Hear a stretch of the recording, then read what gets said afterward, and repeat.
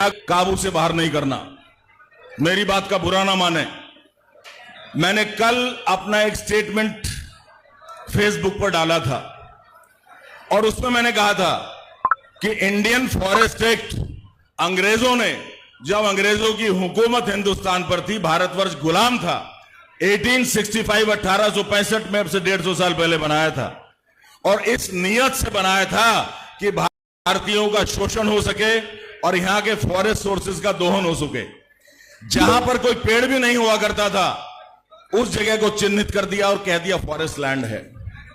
लेकिन जैसे बिटिया ने कहा, इकरा ने, क्या राजा अनंगपाल सिंह का नाम इतिहास के पन्नों से हट गया? बोलो, हट गया क्या? है अभी भी।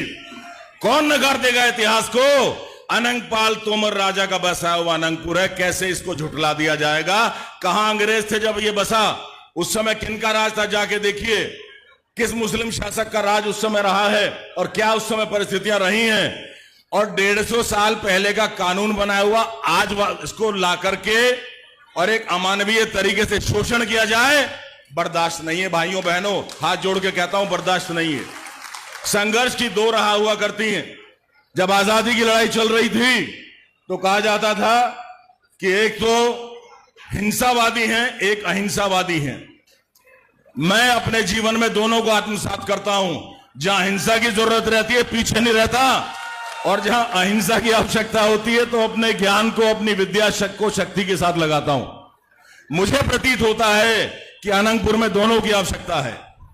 युवा राष्ट्र के कर्णधार हैं, अपने समाज के कर्णधार हैं।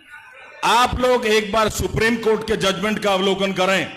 और ऐसा नहीं है कि एक जज ने अगर कोई आदेश दे दिया, हम डिवीजन बेंच में जा सकते हैं, हम सीजीआई की बेंच में जा सकते हैं, and who does that we can challenge it.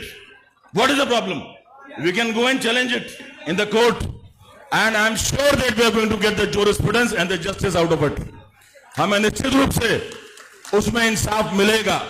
रही बात सड़क से सदन तक की, तो देखिए 36 समाज बैठा हुआ है। संघर्ष में कोई किसी से पीछे नहीं है, और गुजरों का तो इतिहास गवाह है कि जो भी शासक रहा है बागी रहे हैं, सिर नहीं झुकाया, सिर कटाना मंजूर किया है। इसीलिए आपको फायदा नहीं मिला सत्ता का।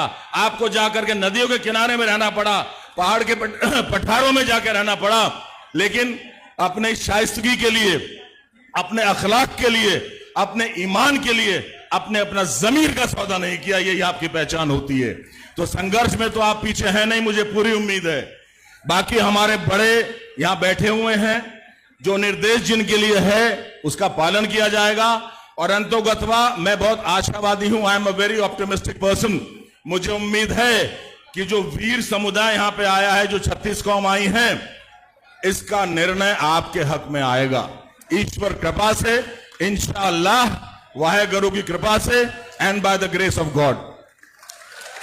मैं उत्तराखंड से वो भीनी ठंडी हवाएं आपके लिए लाया हूं। हालांकि मैं लेट हो गया आने में, क्षमा प्रार्थी हूं, क्योंकि जनपद हरिद्वार में कांवड़ यात्रा चल रही है, आप जान रहे हैं। और कांवड़ियों को जरा सा गाड़ी टच हो रहा है तो गाड़ी और ड्राइवर को सबको छोड़ते नहीं है वो लोग।